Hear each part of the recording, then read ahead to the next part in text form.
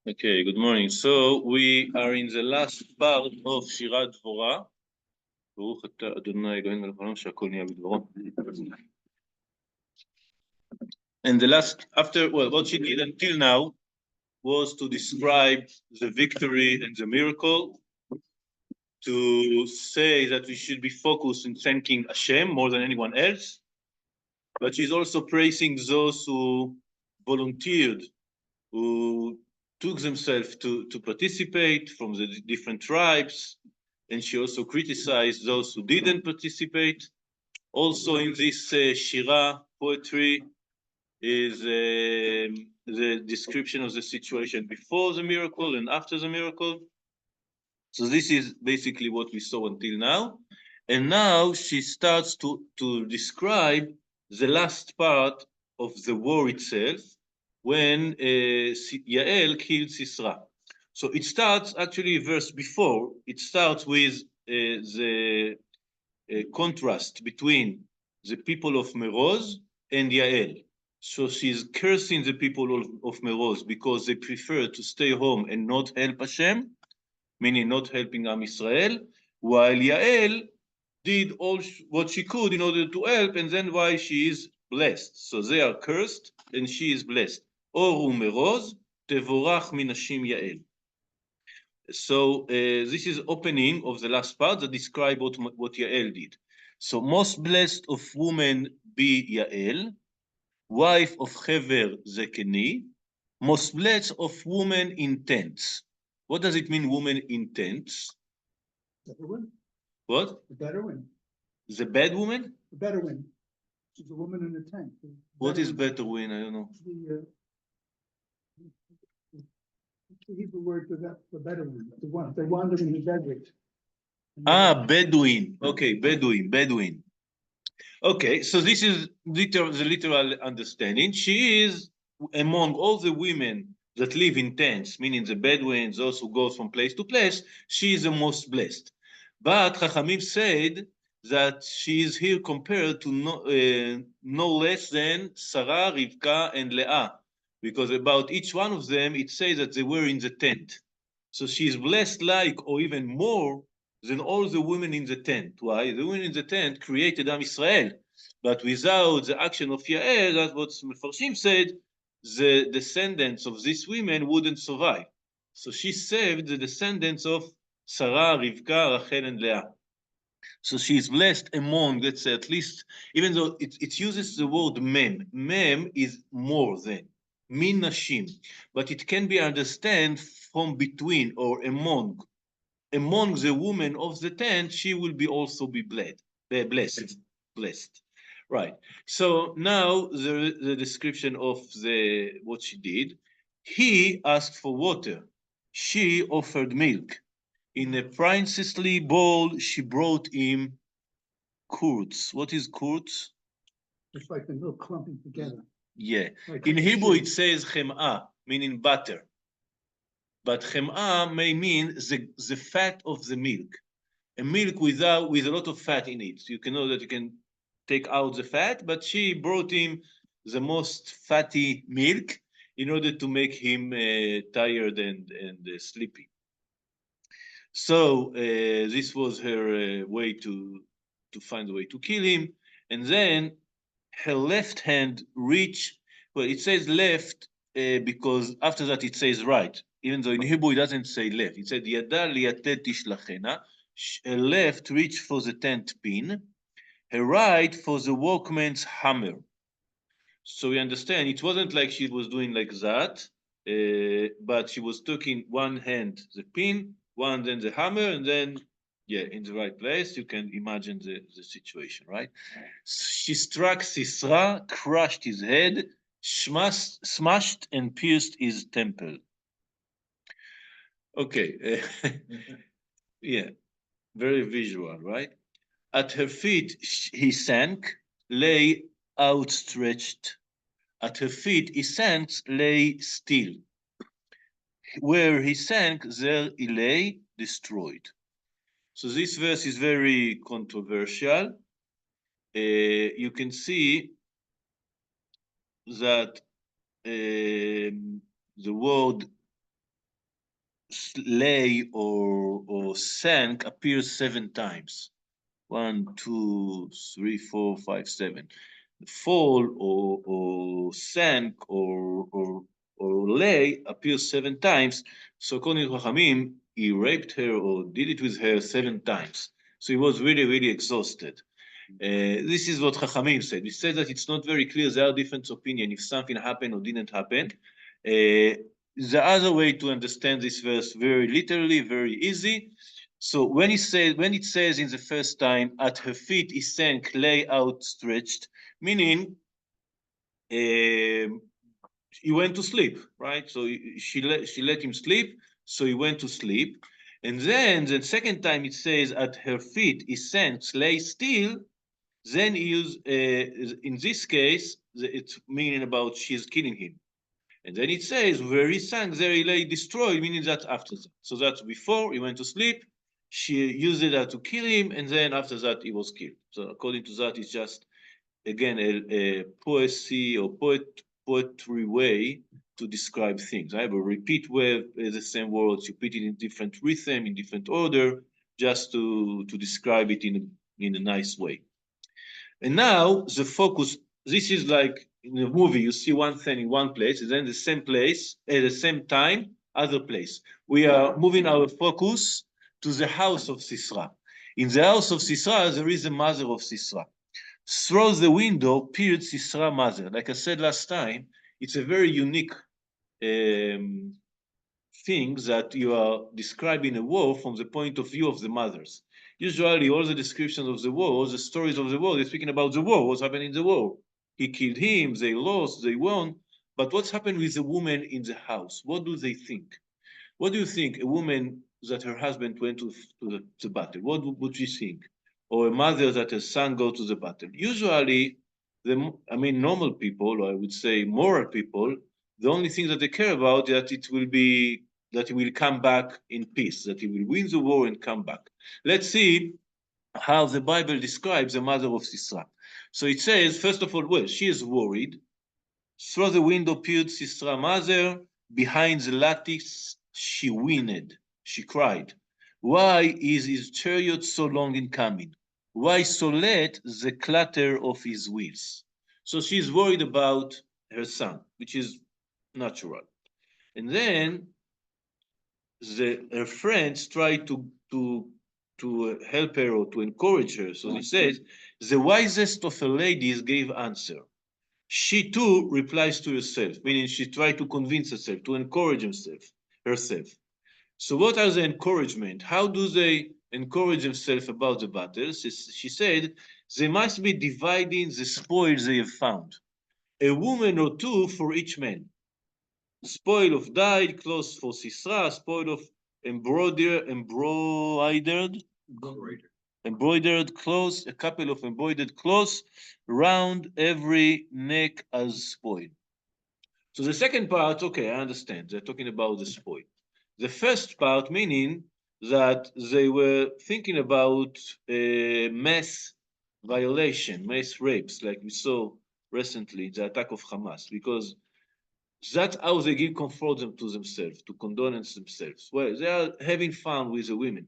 So it shows the moral level of the enemies of Am Israel. And I want to say just a point here about the current situation.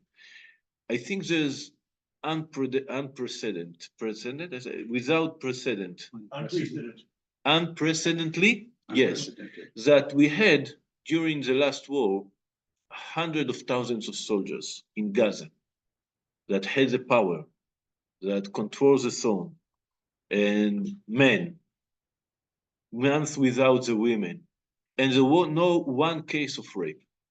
I don't think that in history of war, the Americans in Vietnam, the Russians, of course, in Berlin, whatever army you want, there always are cases of rapes, of sexual violations, and assaults and attacks, right?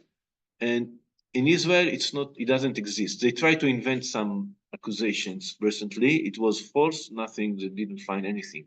So I think it's amazing, the fact that There's so high level of morality in the Israeli army. And then after that, they accuse him to be making genocide or whatever they want to. So it's so amazing how the truth is exactly the opposite of what they try to accuse us. Yeah. And it's I mean it's very typical to see in a war. Even the women, the wives of the soldiers know that they are going to do stuff, and of course this unmoral, unethical, cruel action of rape and violation are very common in a war. And this is how the women of Sisra and the mother of Sisra, I don't know, the women there try to encourage themselves. That's what he's doing. And apparently, again, according at least to one explanation, that's exactly what is did with Yael. According to the one explanation, she killed him because he raped her. So it's maybe also one of the explanation. And the Shira ends with a prayer to Hashem. After describing all that and the opinions of Dvorah about each one of the things that happened, she prayed to Hashem. She said, "So may all your enemy perish, O God, but may your friends be at the sun rising in might." Until here's the song. The last sentence, as Rashi says, the last sentence, it's not part of the song, it's just a description of what's happened. And the land was tranquil 40 years. So 40 years, it's a symbolic number which represents generation. A generation, a full generation. It's the last time we will see this number. From the next time, it's going to be 20 years or even less. So it's the last time. We see again how the deterioration continues during the book. And so Dvorah was a big Chazara B'tshuva, big returning to Hashem. Dvorah knew how to lead Am Israel for two things. First of all, to win the war, to go out from their apathic attitude that we just leave the things like the way they are. We are not going to help each other. So she could join all Am Israel to this battle, to this mission. And also there was a big tshuva. How do we know? We know because of the next sentence and what Chachamim said about that. The next sentence, and we are starting now chapter number 6, says, "Then the Israelim did what was offensive to God, and God delivered them into the hands of Midianim for 7 years." Now, not unlike the former times when it says that Am Israel did the bad in the eyes of God, it didn't say again, or they added to make bad. Usually the word is vayosifu la'asot. They added. Here, it doesn't say they added, the additional part, they didn't say. Why?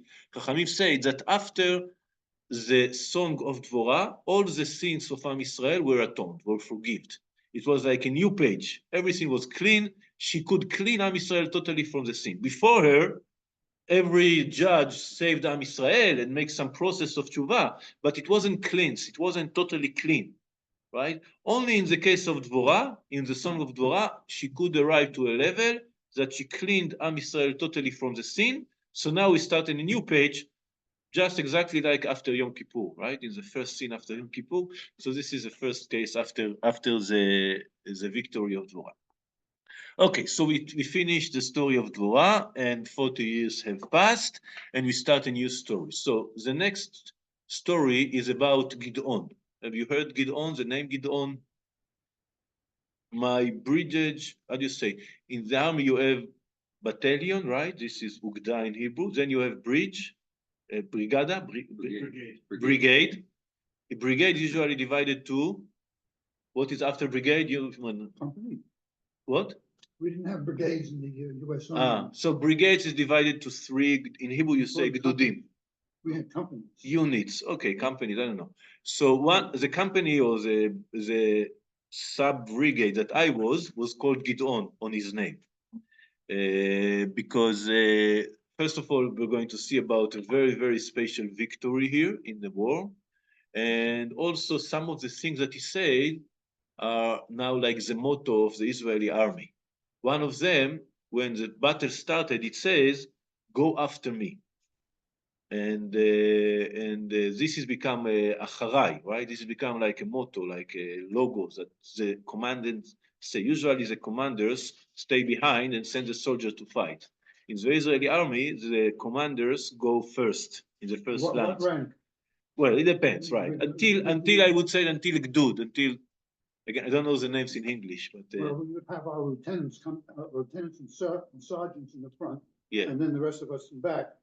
yeah, The attack would go, but. yeah. You know, But if it's may- higher, you don't won't send the chief officer of the army. You won't send him the first line, right? That's we agree. But it's like showing the responsibility and the leadership of the commanders. And I can tell you also, again, returning to our world that we are in our days, most of those who are get hurt are the commanders, and many of those who die because they always go first. They first of all risk themselves before we saw the soldiers. Anyway, he's a very special guy, Gideon. We're going to read about him 3 full chapters, so it's going to be a long journey. After that, another 2 chapters are about his sons. So it's 5 chapters, almost 20, like 20% of the book is about Gideon. Okay, so let's just start. Again, the same story. Am Israel did what was offensive to God, and God delivered them into the hands of Midian for 7 years. So Midian, we'll bring them up for a second.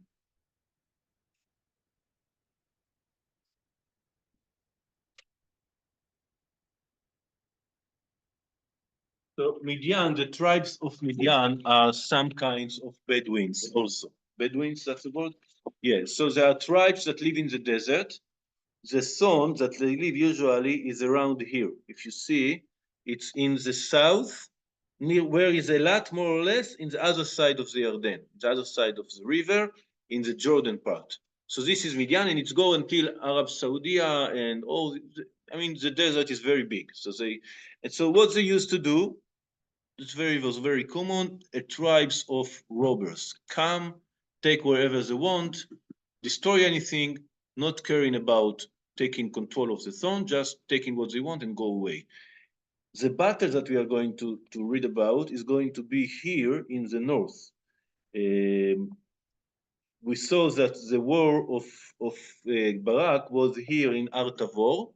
So we are going about 15 minutes in car south, and we arrive to Afula, right? So about Afula, which is Givat Amore, again in the north, but inside the valley, the Emek Israel, and yes, a little bit to the south. So if they lived here and the battle was here, we understand they have control on all the thought. I mean, they could go wherever they want. And here again comes the question. It was 7 years. 7 years. The first year, tribes of Midianim come, take everything, killing people. Well, okay. Second year, they come again. Okay. What happened the third year? Couldn't you understand they're going to come and take what they want? So can't you organize again 12 tribes of Am Israel? Cannot arm an army, organize an army, and go defend themselves? Again, it's the same issue. Everybody taking care of himself. When everybody take care of himself, everything is going apart, is falling apart. You cannot manage a nation like that when everybody taking care of themselves. So what's happened? They are going weaker and weaker and weaker. They found local solutions, but there's no one that organized everybody together. After Dvorah went, have passed away, there's no one to organize all the tribes of Israel, all the troops that they can achieve until Gideon would arrive. We will see that. Anyway, there are few verses of the descriptions of what Midian did to Israel. The hand of Midianim prevailed over Israel. And because of Midian, the Israelim provided themselves with refuges in the caves and strongholds of the mountains. So in order to survive, they start to hide. We will see they hide more than anything the production, the wheat and the animals, etc. They had to, again, the Midianim come, takes whatever they want. In order to survive, they have to put them inside caves, inside the mountains. We will see that again with Gideon. After the Israelim had done the sowing, the planting, sowing, Midian, Amalek, and the Kedemites would come up and ride them. So we see it's not only Midian, it's Midian and Amalek. Amalek was the same. We talk a lot about Amalek, soon we are in Purim, but I mean, a part of the historical stories that we have with him, the open account that we have with him, Amalek was also tribes of Bedouins that lived from robbery. from robbery, kidnapping people. There are stories in Sefer Shmuel, what the Amalekim used to do. They used to come to a city, take everybody, and sell them as slaves. That was like the slave traders. How do you say? Those who went to Africa, took slaves, and sold them in the America. What do you call that? Slave traders. Slave traders, human trafficking. Human trafficking. So this was exactly Amalek. Amalek used to do that. There's stories in Sefer Shmuel that prove that. Anyway, Midian, Amalek, and Bnei Kedem. Bnei Kedem are other tribes of Arabs that lives in these zones. So when they were sowing, all these people came up and raid them. And they would attack them, destroy the produce of the land, all the way to Gaza. Where is Gaza? Is here. So they come from here, taking everything they want until all the stone of the land of Israel, right?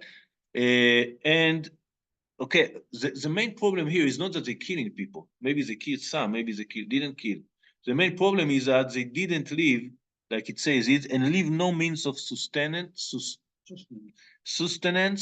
in Israel. Not a sheep or an ox or a donkey. So not the wheat, not the production of the land, not animals. They just took everything and wait. And they would come up with their livestock and their tents, swarming thick as locusts. Yeah, as locusts. They and their camels were innumerable. Thus they would invade the land and ravage it. Israel was reduced to utter misery by the Midianim, and the Israelim cried out to God. Okay, after a description of all the bad things that they did to us, so we remember there is a solution for that, and they cried out to God. So we have all the levels of the circle. Okay, we have the sin, the punishment, Chazara b'tshuva. But the Chazara b'tshuva we are going to see wasn't a good Chazara b'tshuva. It wasn't a good repentance. We're going to see that Am Israel, even though they were cried to Hashem, it doesn't say here they didn't cry also to the other gods. It was a mix, a combination of praying to God and praying to other people. How do we know that? We will see that the first story about Gideon is him secretly destroying the altar of the Baal, which was one of the idolatries that belongs to whom? To his father. So even though it's written here that Am Israel was crying to Hashem, we see that the idolatry kept working to. I mean, they kept working to the idolatry or serve the idolatry. So yeah, they cry to God between other gods. So it is the first time that we're going to see now, that even though Hashem answers them, the salvation is not immediate. Before that we saw, they cry to Hashem, Hashem sent Vorah. They cry to Hashem, Hashem sent Otniel ben Knaz, Ehud ben Gera. Here it doesn't go like that. First of all, he sends someone else. It says, when the Israelim cried to God on account of Midian, God sent a certain prophet to the Israelim. He doesn't mention his name. According to Chachamim, this is Pinchas. Again, Pinchas is going to appear during the book in different occasions. And according to Chachamim, he lived many, many generations. He lived 300, 400 years. So it again meant to be him. According to the Pshat, you don't have to say it was him. You can say it was some prophet. And what the prophet says, so he doesn't save them. He's not the judge. Hashem doesn't send the judge. He sent the prophet to say, he said to them, thus says the Eternal, the God of Israel, I brought you up out of Egypt and freed you from the house of bondage. So it's very similar to the prophet we saw in the beginning of Sefer Yoshua. You remember? And in the beginning of Sefer Shoftim. In the beginning of the book, we saw that it was a prophet that was speaking to them. It always starts from the Exodus, because the Exodus is the base of our faith and the base of our obligation to be grateful to Hashem. And already it starts from them. You saw what can happen. You saw how it can go, and you chose otherwise. Right? So I brought you out from Egypt, and I rescue you from the Egyptians, according to Mefarshim. Brought you out is Exodus. Rescue you is the split of the Sea of Reeds. And from all your oppressors, or from all your oppressors, meaning what we saw until now, the Moavim in the story of Ehud, the Knaanim in the story of Dvorah, all kind of oppressors, and the Ushan Rishatayim in the story of Otniel ben Knaz. I saved you from all of them. I drove them out before you and gave you their land. And I said to you, I, the eternal one, am I, what do you call, how do you read that? I, the eternal one, am your God. I, the eternal one, am your God. One comma. Am your God. Okay, yeah. So that I told you, that's the only thing that you have to do. I did all that for you, but you should remember that there is only one God. I am your God. You must not worship the gods of the Amorite in whose land you dwell, but you did not obey me. And that's it. That's the message.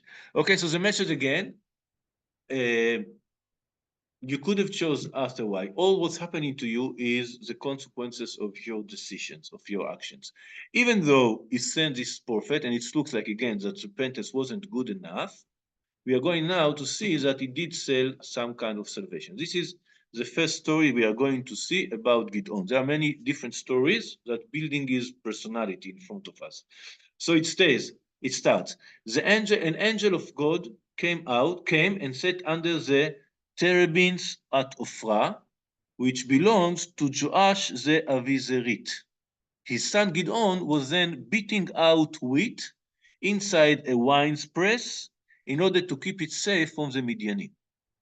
So many things here. First of all, angel of God, not like prophet. This case, it's a real angel. Many times there are mentioning of angels in the Torah, and Chachamim said sometimes that it's not a divine creature, it's not some kind of spiritual creature, it's a human being. And the word malach meaning messenger or agent. Someone send an agent. For example, when it says Yaakov sent malachim to Esav Achiv, he sent angels to his brother Esav, Rashi said two explanations. One is angels mamash, real angels, and one is messengers. In this case, it's for sure an angel. How do I know that? Because we're going to see later that he went to the sky in fire. He rose to the sky from fire. Okay, so the malach comes and he sits under the terebinths. Why is it important to mention terebinths? Why did he sit? What? It's a kind of a tree. So why to hide? He sent under the tree. We saw the same about Dvorah. It says that Dvorah sent under the tomer, some kind of a tree. And here it said that he said there. So there, we explained there that explanation was that maybe that she didn't want to be alone with men when she was a judge.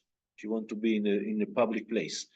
And here, the explanation that I saw is that here it's mentioned because Elah was a regular place to do one kind of idolatry. One kind of idolatry is related to trees. It's called Asherah. The Asherah is some kind of worship that they used to do under trees, usually on hills. So he sits there again to make Gideon understand that the root of the problem is the idolatry that Am Israel did. So he was in Ophrah. If Ophrah is this part of Menashe. So Menashe, you have this part and this part, right? So Ophrah is here like in the middle, close to Ephraim, in the middle of the land, exactly in the center of the land. Asher le-Yoash, so his father was Yoash. Avia Ezri, the father of Ezri. What is Ezri? Ezri is la'azor, to help or to save, right? So we can say that it's named the father of the salvation. Even though there was a man called Avi Ezri, and he belongs to this family. So, but maybe symbolically meaning Yoash, the father of the Savior. And Gideon Beno, his son Gideon, was then beating out wheat inside the wine press. What is a wine press? What is a wine press? You know? Crush the grapes. Yeah, where you crush the grapes to make wine. So why was he beating wheat there? Wouldn't you beat wheat when you are beating wheat? Why in the wine press? It would make everything dirty. Okay, it's a question, no? And what does it mean, chovet, beating? Why would you beat the wheat? What the wheat did to you? Why you have to beat the wheat? Yeah, so wheat is to make flour. You are beating the wheat in order to make flour, but it's not the regular way to do that. They used to do that or with water, with you know what's Don Quixote fought against? The meal, yeah. So this is one way to how do you say to grind wheat, or the other way was with donkeys. They used two big stones, one on another. There are in Israel, when you go, there are some places that still show this. So there are two very, very heavy big stones, and there is space between them. And the donkey goes and takes the stone and make it circle. And then that's the way you grind. The one is flat and the other is a wheel. Yeah. The wheel crushes it. Yeah, and then it's crushed. So here he's doing that in a very strange way. He is grinding the wheat not in the right place, not in the right way. Why? It's exactly a description of the situation under the Midian attacks.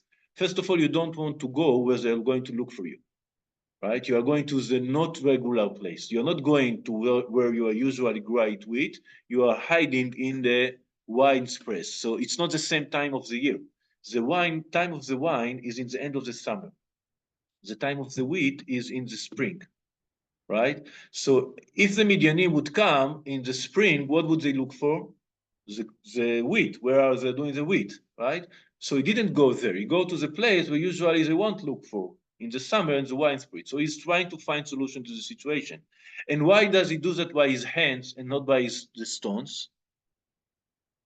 Because there's no any donkeys like we saw before. They took everything, right? Everybody became very, very poor and miserable, right? Because the Midianim. So it's exactly the situation. The angel comes there, and that is a situation that symbolize, that reflect the situation of Am Yisrael in this time. You are poor, you are afraid, you find solutions instead of go fight against the enemy.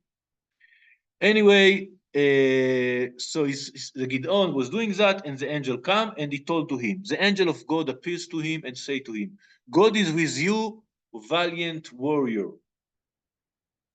So it's not like the right description of Gideon. He's hiding. He's trying to find solutions that it's not including fighting.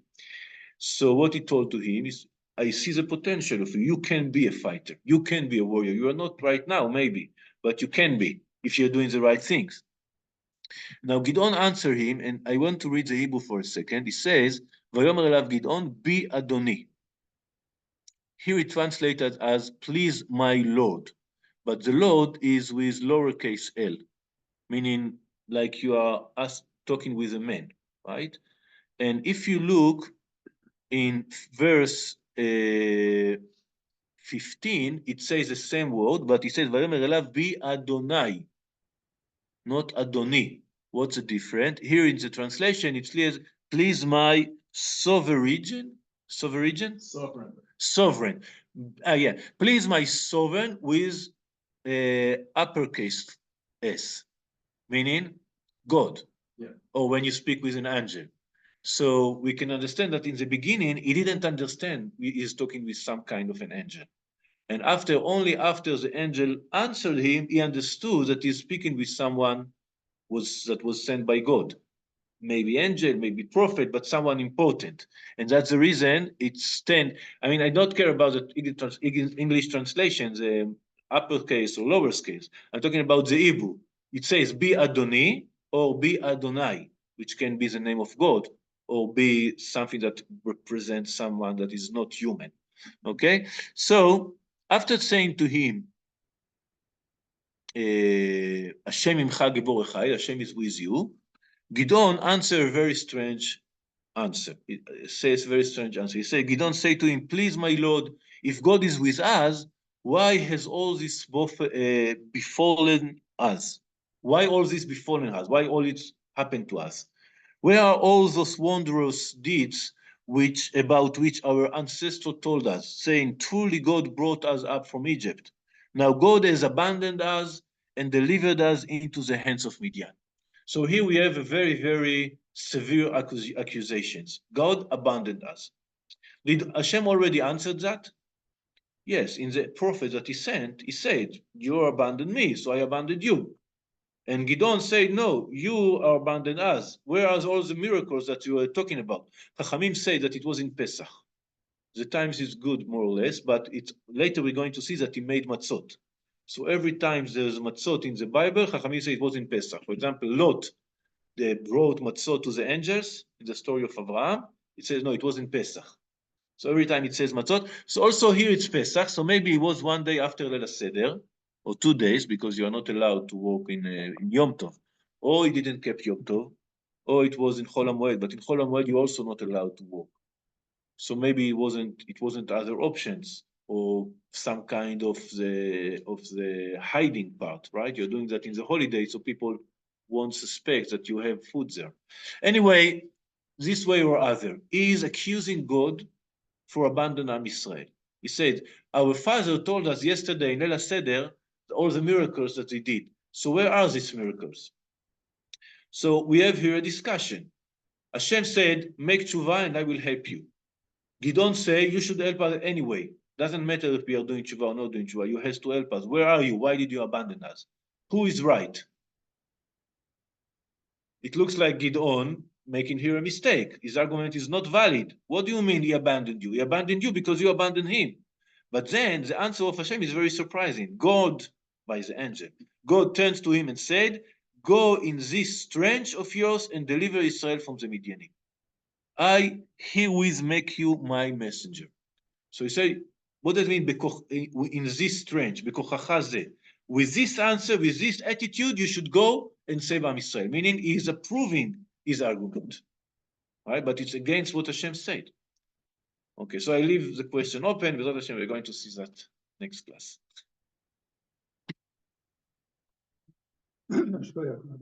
Yeah. Luis, you are going to be in... I'm going to be away. Yeah.